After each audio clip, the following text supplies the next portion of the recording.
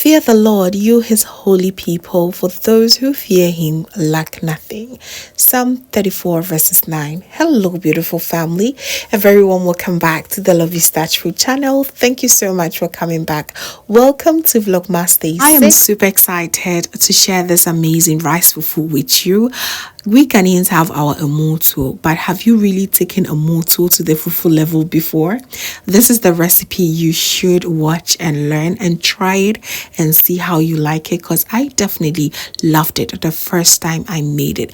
It is no other than the super rice fufu. Let's get right into it. So for this recipe, I'll be using 2.5 cups of jasmine rice. I also need some water and just salt. That's all you need for this recipe. So after I have my rice here, I'm going to make sure that I wash it very well. I'll wash this rice for about 3 times, losing all the cloudiness that comes in the water. I want it to turn crystal clear. Okay, so do that.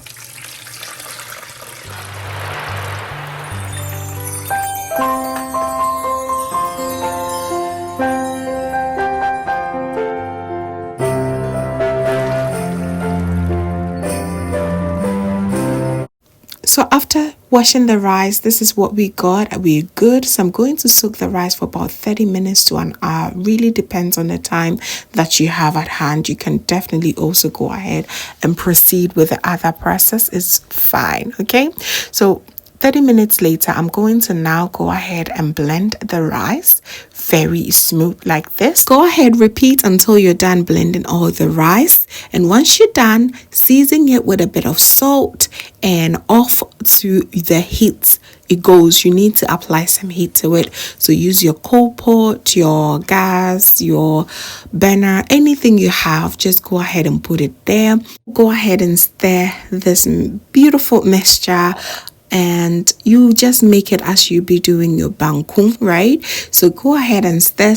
You continue to stir until it thickens up. Yes, the consistency is going to get thicker and thicker and thicker. And once you think that it's creating some lumps, do not worry at all, because it's not going to turn lumpy. Okay, as time goes on, all the lumps are going to be smoothing by you kneading it. Okay, so at the point that it gets thicker, go ahead and stop stirring, but rather knead it on the edge as you see me do here. That's the only way you're going to break all the lumps that is trying to be formed. Okay, go ahead and knead it. This is very similar to banku. When you're making banku, it's the same way. So now as it gets thicker, it really gets so thick that you cannot even turn it again. So go ahead and add about 1/2 cup of hot water and turn it, making sure that each and every part of your fufu is having a fair share of this hot water, because what we're going to do next is very important. Okay, now you do not need your ladle in here. Just take it out and now cover the whole pot and allow this to steam for the next 15 to 20 minutes. Okay, that is the only way you know that your rice is perfectly cooked. Now, the cooking time for rice happens to be from 20 to 30 minutes. Okay, so once you steam this for about 20 minutes, you rest assured that your rice is very well cooked. And after steaming, you also realize that the color has toned down from very white to kind of an ivory-ish color, you know, very creamy and very attractive color. My kids call this the white snow fufu because it's very white. So once you're done steaming it, go ahead and knead it once more, making sure that everything in there is very well incorporated.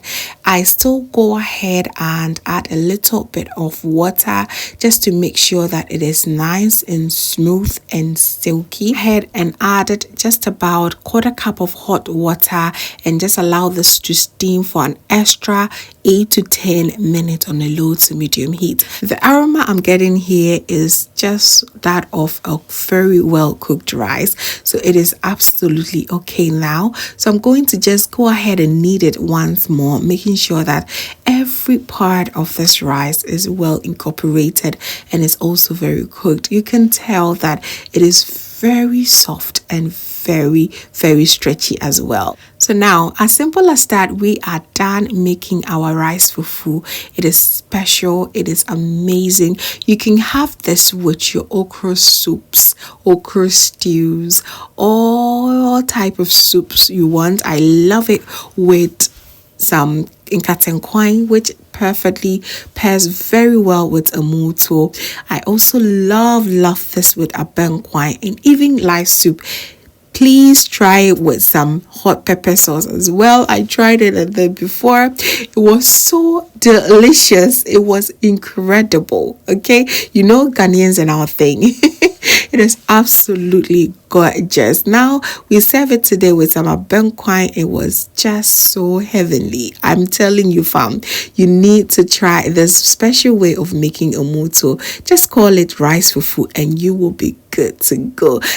Not look comforting to you. It is so cozy in here, so soft, so silky, and everything so nice. This holiday season you got to try this because it's absolutely delicious. Have it, family. Thank you so much for watching. I really hope you enjoyed this recipe, and if you did, please do not forget to give me a thumbs up, share to a few friends and family. And if this is your first time here, hello, my name is Lovia from Lovystouch. My main goal here is to cheer you up into making your own delicious meal right at the comfort of your home.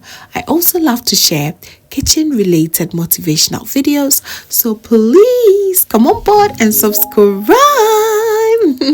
to join the family for amazing new recipes every week. Thank you so very much, family, for watching once again, and as always, know that you're so beautiful just the way you are.